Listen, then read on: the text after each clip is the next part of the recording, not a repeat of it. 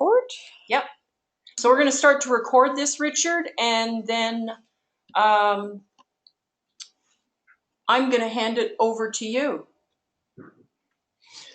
Okay, thank you, Vicki, and thanks to all of you for taking the time. What we're going to be talking about today is basically describing quality sport, and the reason that we're doing that is that, you know, as you would know, with your experience around Canadian Sport for Life, we talk about improving the quality of sport and developing physical literacy. So it became incumbent to us that we needed to actually describe what we mean by quality sport. Because if we're saying to people that some sport's not so good and it should be quality sport, well, what is quality sport? So we've tried to describe that, and then from describing that, trying to create a simple checklist that then can be utilized in sport organizations and communities as we go forward. So, okay, there we go.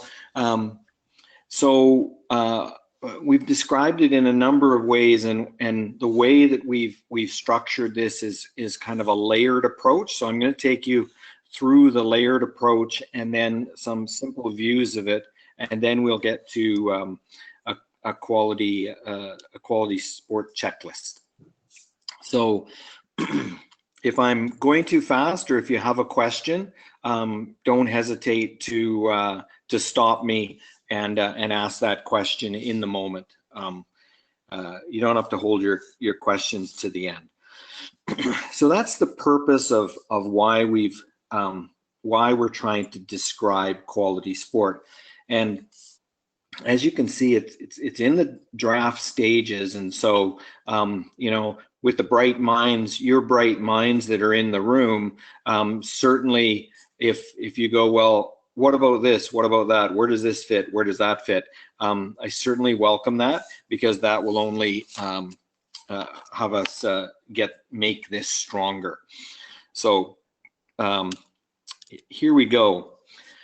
So in the simplest terms, basically, we would describe quality sport as based on long-term athlete development, and it's good programs, good places, and good people, leading to individual excellence and optimal health.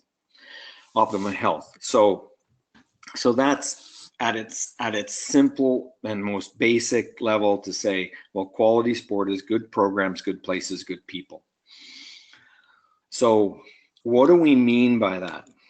Well, we mean that quality sport is developmentally appropriate, that it's safe and inclusive, and it's well run.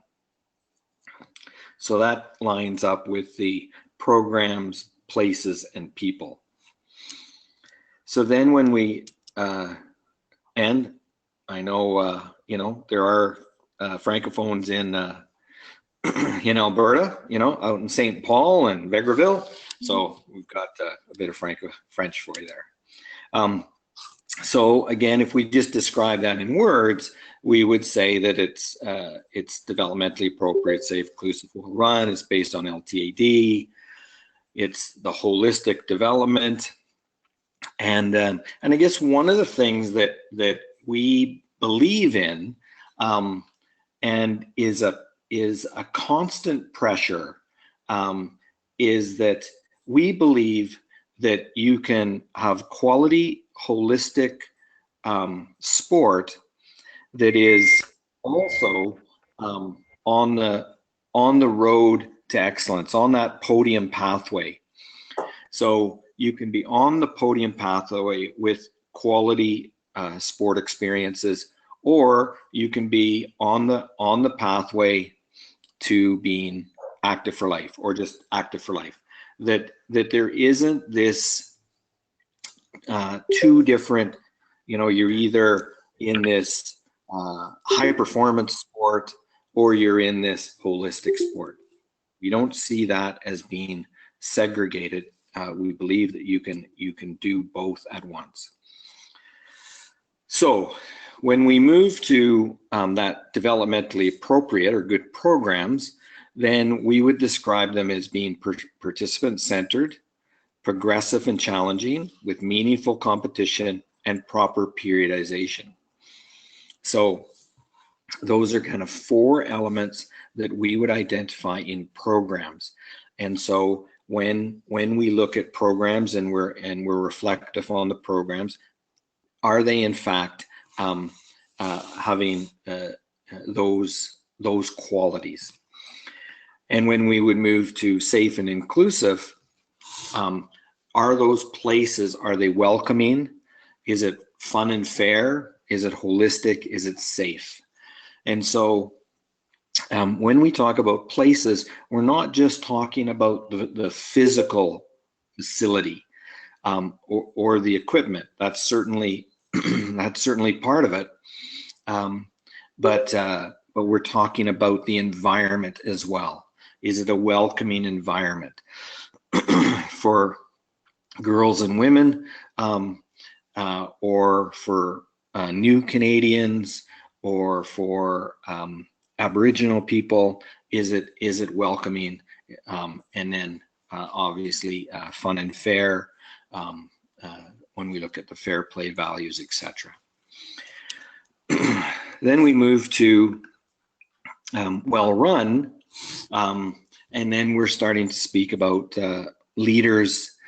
So those would be sport administrators, recreation practitioners, etc. We talk about coaches, officials, and sport scientists. We talk about parents, and we talk about partners. So if you have a well-run program in a community, we would anticipate that you had different partners that you were interacting with, and you weren't just an individual group working on your own. So I'm going to take a breath there, and Vicky, if you could just look around the room if there's any initial questions, or Leah, just let me know, and if not, I'll keep going. I just have, can you hear me, Richard? I can hear you, yes. Great. I just had a question around, just because I'm familiar with this. Is this quality sport I love the descriptions, and I'm wondering who's the audience intended to be? And what's behind this is there's a lot of discussion, I'm sure everywhere, but kind of hot right now within school sport. And would this also be, how would you feel that would be welcoming and embracing to schools as well? Because when I see the well run, albeit, coaches could be teachers as well, but I just wanted to hear your thoughts on that.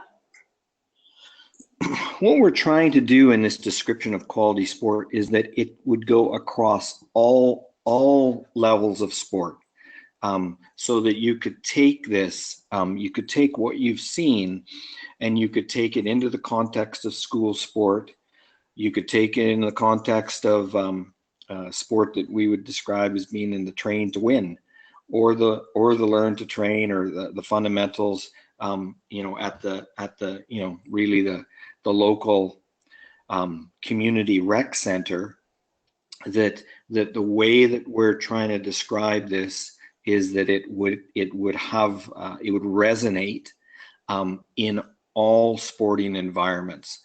So then, in the context of school sport, you would take this and certainly, as you know, Vicky, I just had 2 girls play in the provincial soccer championships. One of which also plays in the high performance soccer league in BC, and she played in how many again? I'm just let me think here. It was 10 games in 6 days. Now, is that developmentally appropriate? Is that safe? Is that proper periodization? Is that participant-centered? Well, no, it's not. Yeah. Right. And and here I am, in the position that I'm in, and yet I'm powerless to actually, unless I want a very, very upset daughter, to actually intervene to make it developmentally appropriate. Yeah, and that story that you tell, Richard, I think contextualizing this piece around quality sport, when we've got stories like that or real examples, and schools, I think, would defend their schedules ferociously, but again, not based on I think in many people's opinion on justifiable grounds based on what we know, but it's having those focused stories, so to speak, I think really helps crystallize some of these examples. That's great, Richard. Thanks. Yeah. So we're trying to have this be applicable to all contexts of sport. And Richard, sorry, just before you go on, there is a question, Ryan from Everactive Schools. Oh, hi, Brian. Ryan. Oh, Ryan. Yeah, Brian's colleague. Okay, Brian and Ryan. Can you hear me? Yes. Okay. I just have a question. This is the first time I've seen this, so maybe I'm just looking at it a little bit differently. But is the byproduct of this model, Richard, that it leads to individual health and optimal, or individual excellence and optimal health, or is that built in intentionally within when we look at leaders, coaches, and officials, parents, and partners, and then some of the other components as well? Is it built in there, or is it kind of just a byproduct that we're looking at? Well, and are you saying that optimum health is a byproduct, or individual excellence is the byproduct? Well, I'm just thinking of more of a context of in a school. You're running a well-run event. You have maybe one or two volunteers or one or two community experts that are well trusted to run that. Is it good intentions that we're coaching those participants towards what is optimum health, or is it just kind of is it more intentional than that? I guess that's just where I'm wondering, is it just kind of as a byproduct that's there, or is there pieces built in for those experts to make sure that they're messaging around that? Okay, so I think that's a really good question, and so I want you to look at the remaining slides through that filter to see whether you feel that there's a balance between individual excellence and optimum health.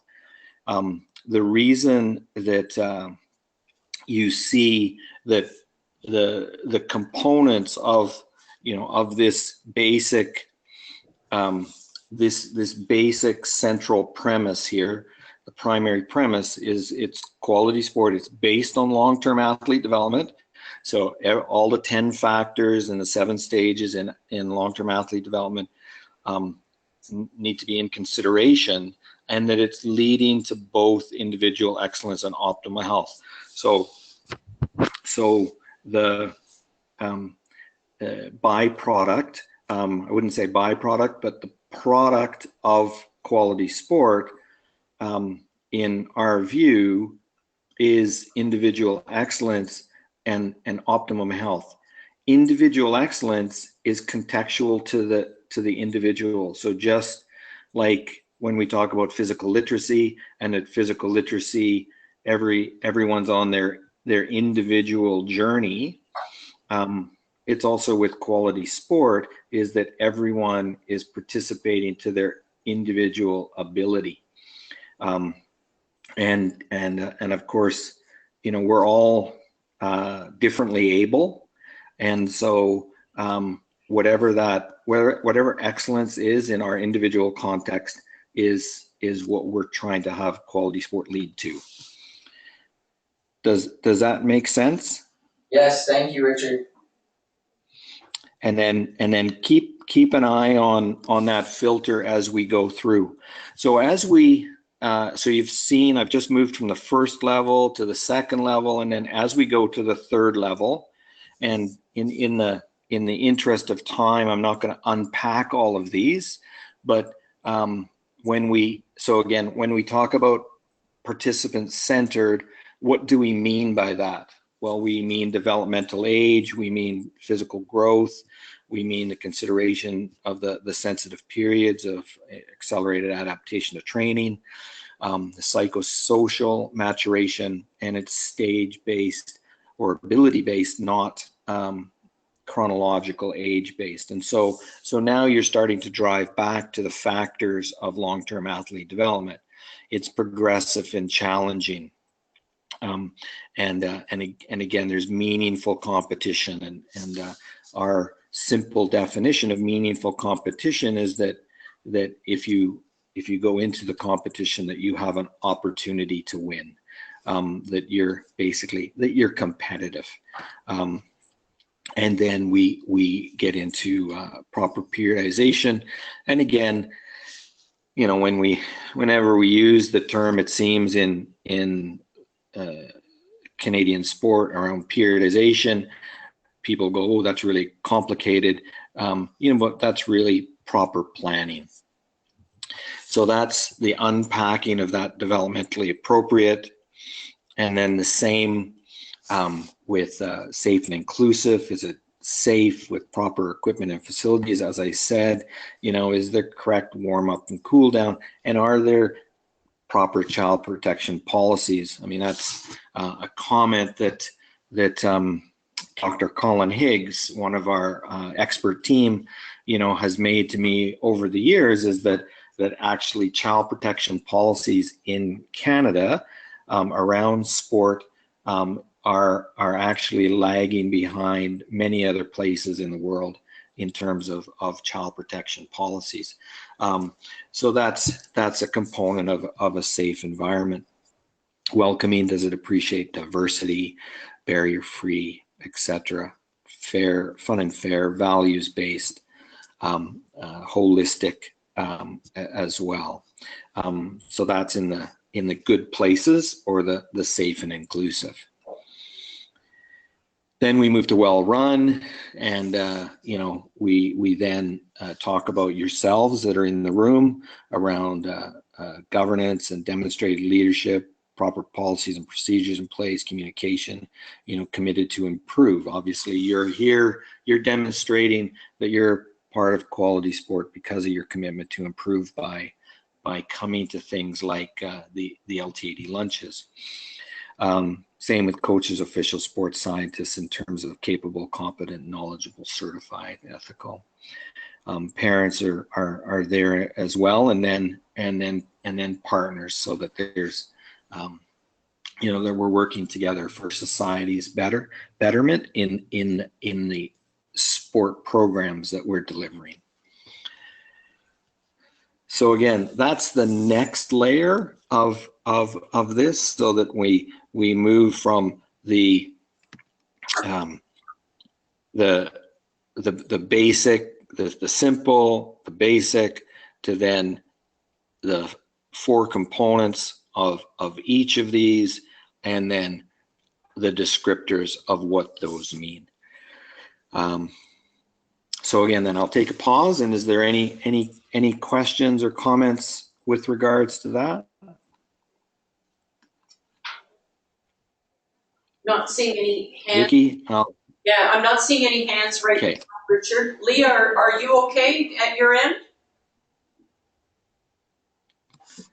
Yeah, we're good. This is great. Thank you. Okay. Yeah.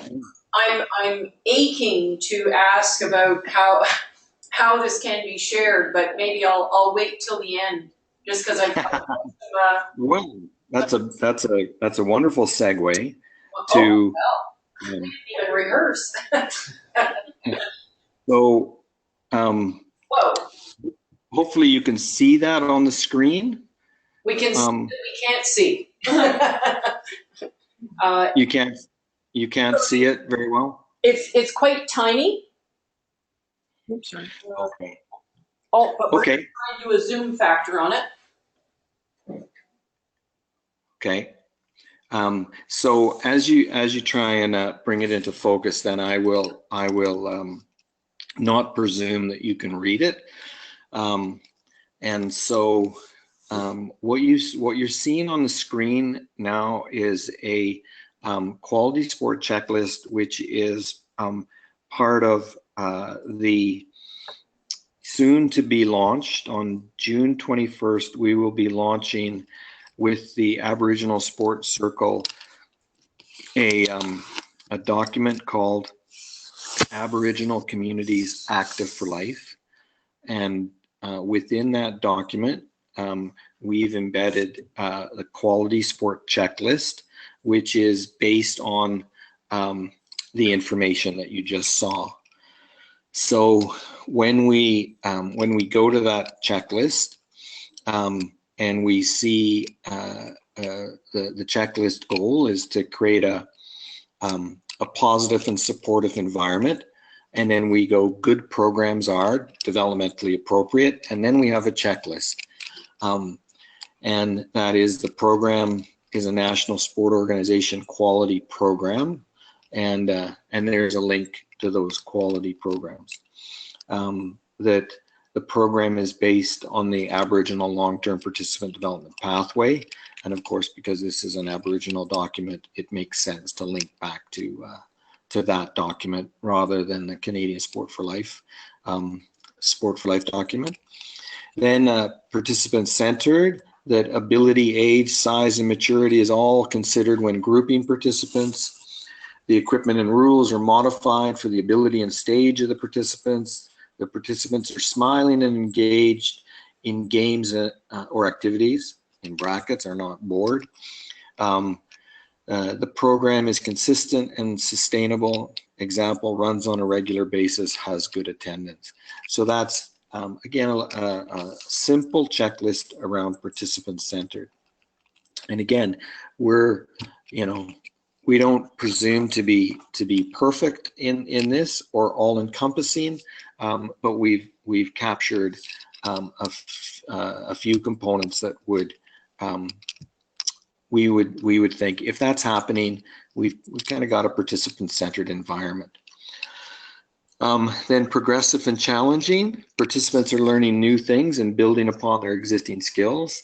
The program has options to make an activity more or less challenging based on the participant's skills or capabilities. Participants get to play different positions or try different events and sports. Leaders emphasize skill development over winning at early stages. And then planned and competition is meaningful. Programs and practices are well prepared and considering seasonal and annual plans based on ALPD stage. The participants are playing small-sided games with less players on smaller playing areas. What is scored is modified based on the ability and stage of participant. Teams and lines are balanced so that participants of similar ability compete against each other, giving everyone a chance to succeed, and all participants get to play and practice equally. So those are about 14 different components that we would say is a good program, and that's, again, that's in a document that is targeted at Aboriginal communities, but I think that this checklist is really has currency across all local community programs, and probably school programs for that matter too. So then, so any comments on good programs? Vicki, what's?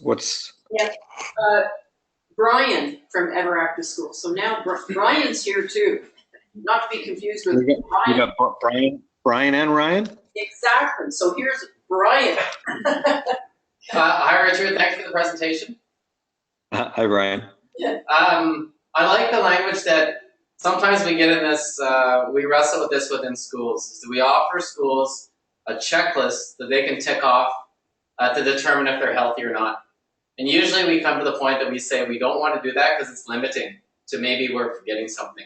So I do like the language around we believe this is a key starting point, like a key starting point in terms of a checklist, but it's always hard to be exhaustive in this. So I think this is a good roadmap to start, and I would assume that people aren't doing all the check marks when they first start off, but they have goals to get to. So just a reference to how we would handle this within a school community. Right, and that is a good point in terms of whenever you make a list, you miss something. Yeah. You know, in the context of this the document that this is pulled from, I think there is some contextualizing around that. And again, you know, this is a starting point for learning and for, you know, trying to be a real basic catalyst to you know, potentially change behavior at a local level. Yeah, good, thanks. Yeah. And one question on the language around welcoming. Kind of those terms that you defined under those broader terms, so I forget some of the terms under welcoming, but what was the process to determine some of the language under those key terms? We've been working in a couple of environments, well, three different environments that's a, well, I guess four, that's a big issue. I mean, obviously for a long time, with Vicky and others leading, we've worked in the area of girls and women in sport. Of course, over the last 5 years, we've been working in the Aboriginal community. Since we've begun, we've been working around athletes with a disability and inclusive physical literacy. And then more recently, we've been working with in the world of newcomers and working with intercultural organization receiving refugees and trying to give them opportunities around sport. So through that experience, we've identified that the term welcoming is a term that is inclusion versus welcoming is a discussion, but that term resonates in many communities, and then it's kind of what is welcoming. And so let's go on to the next slides where we start to we have the checklist around that, I think. Yeah. Here we go. So good people leading to well-run programs, and in good places creating good feelings. Again, good people, are they trained? Example, NCCP, Aboriginal coaching modules, the physical literacy instructor course, which has just been launched, high five.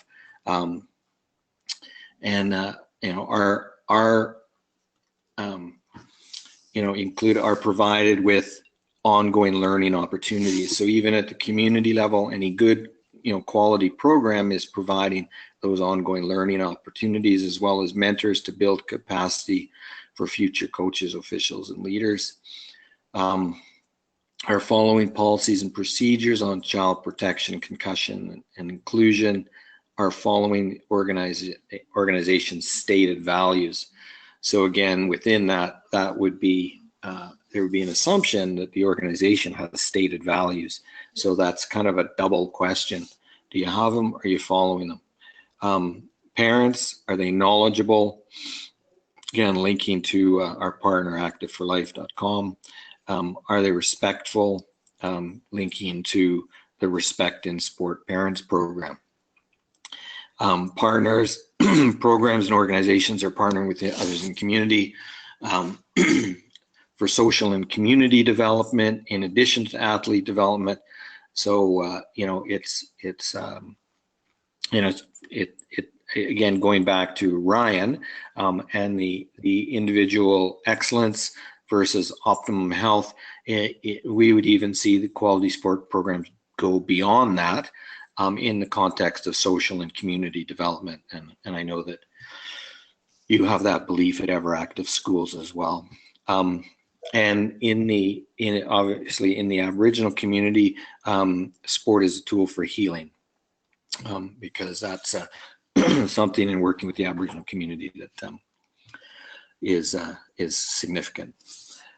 And so then when we move over to good places and we talk about inclusive and welcoming, we have 4 points to have people start to think about that in terms of appreciating diversity and ensuring everyone's safe and they belong regardless of ability and background.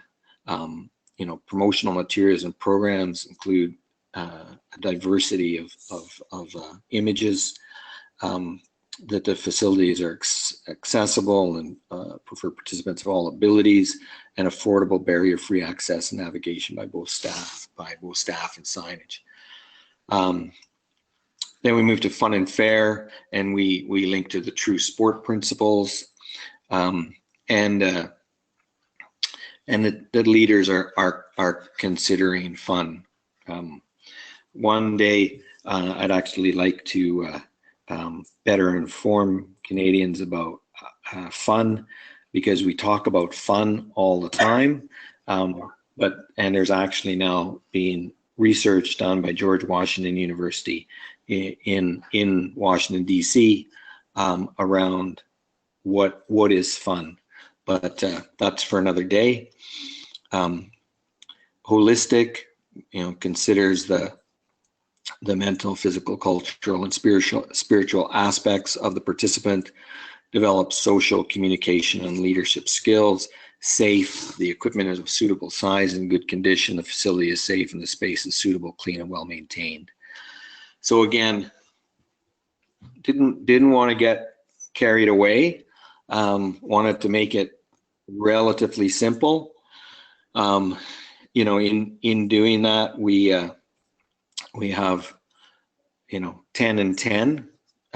So we're now beyond 30 in terms of that checklist for quality sport.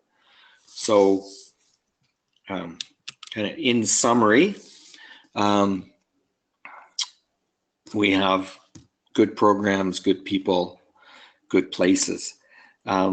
So any questions, thoughts, comments, and obviously you can get this PowerPoint and you can digest it, and certainly we welcome feedback as we go forward on this. But questions? Leah, have you got any questions at your end? Start with you first. No? Sorry, I'd like to hear from the Edmonton crew first. I have a few questions, but Okay. I want to hear what others have to say first. Okay. Anybody here? I have a question to Ryan. Okay. Ryan, are you ready? Yeah, I'm ready. You just fast. Okay, Ryan, going back to your earlier question, when you talked about the byproduct, etc. How do you feel that I've done today in terms of representing the balance between optimum health, creating a good environment for social and community development, as well as individual excellence in explaining quality sport and describing quality sport? How have I done today? Well, I think you did a great job. And I think there's some elements in there. Once you started going through it a little bit more, Richard, there were some good elements in there looking at the social, emotional, mental pieces in there too, which is all part of health. So that was good. I'd like to see maybe I'm just kind of new to the conversation, but maybe something a little more in depth on how we can give that health training within a sport model to those coaches. So what language are we using and how consistent is that language around health? What conversations are athletes having around that? What questions do they have, and how can coaches and teachers and parents address that? But that's kind of more of a, again, still a bit on the side, but all questions as a former coach I would get, and being well trained, I would be able to answer those, but not every parent or coach is necessarily comfortable. So yeah, very good, but maybe just some things to think about. Good, thank you. Thank you. Oh, Brian, now Brian has a question as well. Yeah. Richard, there's a lot of organizations here as well, not just Ever Active Schools. The only word, like I know this is getting down into the weeds, Richard, but under welcoming and under inclusive, a word that we always use is it creates a sense of belonging. And I think that's why people stay involved with programs, whether that be an after school program or whatever. But having that creates a sense of belonging is something that we use a lot. Just Yeah, thanks. I think at one point that was bandied around and but obviously didn't show up. So yeah, thanks for that. Okay, thank you. And Richard, is the plan for this is that when people complete the checklist or spend some time with the checklist, will their input be collected of any sort, like where they get started with this and where they might be able to target where they would like to be able to do better in some areas? Is that the hope, and I guess, and scope of the quality sport checklist? Yes, I think what we envision is the description of quality sport, and it will then show up in a number of ways. So as an example, right now we're speaking with the Federal Provincial Territorial Sport Council, who's looking at funding frameworks across Canada, as well as the Sport Canada funding framework. And so when we have discussions with them, we go back to this as a touchstone to say, okay, in your funding frameworks, if you're looking at sport, are you just asking for numbers, or do you want to try and determine if there's some quality in those numbers, in those sport experiences? And when the answer is yes, we want to move to more qualitative as opposed to just quantitative data, then this becomes a touchstone to go back to. So that's in the provincial federal context with around provincial and national organizations. So we would go back to basically what you're seeing on the screen as that touchstone. As you can see, we've just created a document for the Aboriginal community, where again, if we're working with the Aboriginal community and we're talking about how to improve kind of community outcomes, community education and health outcomes through sport, we would say through quality sport. And when the question is, well, what do you mean by quality sport? Again, we go back to this, and in this case, we have a specific checklist. We're also working, and Leah and Carolyn Trono are leading this, is to put together a community sport organization guide. Again, we would go back to this as a touchstone to then say, okay, what does that what is that? There's the checklist, but then there's also, what are the outcomes that we want? Well, we know we want good programs, good people, good places as an outcome, because we believe if that's the case, then we'll have individual excellence and optimum health. And so again, what are those components? We're also working with the University of Toronto, who wants to do some research around quality sport, and we're advising them that this is the way that we would describe quality sport. So if they're going to go and research the quality of sport in various places, various situations in Canada, this again would be something to go back to. So really multiple environments is and the products, like the checklist you saw, may vary, but they would always go back to essentially what you see on the screen. I think that's great, Richard, and it's really nice too the way it's layered. It does have that sort of snapshot view, and then you can get progressively more information drilling down into each of the components.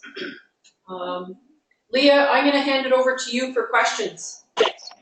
Sure. I guess having been sort of involved in various ways around as this has been developed and thinking about ways this could be used, I'm wondering about the idea of using it as a bit of an audit tool and how we could, I don't know if that's the right word, but how, say, for example, with the sport partners at Repsol Sports Center, if we were to integrate this into our sport partner criteria, we're looking at, okay, how would we actually get the clubs to provide evidence of these, right? And so I don't know if that's a question or it's just something that's I'm mulling over in my head, is how could we use this as a tool to really help with implementation and identify gaps, I suppose, in clubs. And there seems to be, there's, I think a disconnect sometimes where they don't see this, they see it as a separate piece, but it's really part of how we operate and how we deliver our programs, or it should be. But sometimes it's seen as an add-on. So I guess I'm just kind of throwing out what's resonating with me and how we could apply it better, maybe more at a club level.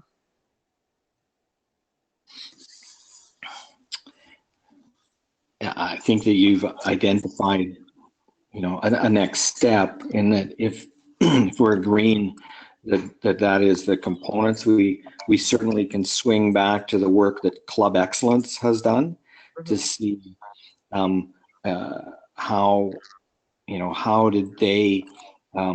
do they gather evidence to give that recognition around the Club Excellence program. But yeah, I think as soon as we feel like we've landed, that would be the next step to say, okay, if we're saying that we want programs to be participant-centered with ability, age, size, and maturity are all considered in grouping participants, how do we get evidence that that's actually happening? Yeah, and I'd be interested to hear from some of the provincial sport representatives of how you may communicate this or use this, say, with your own clubs.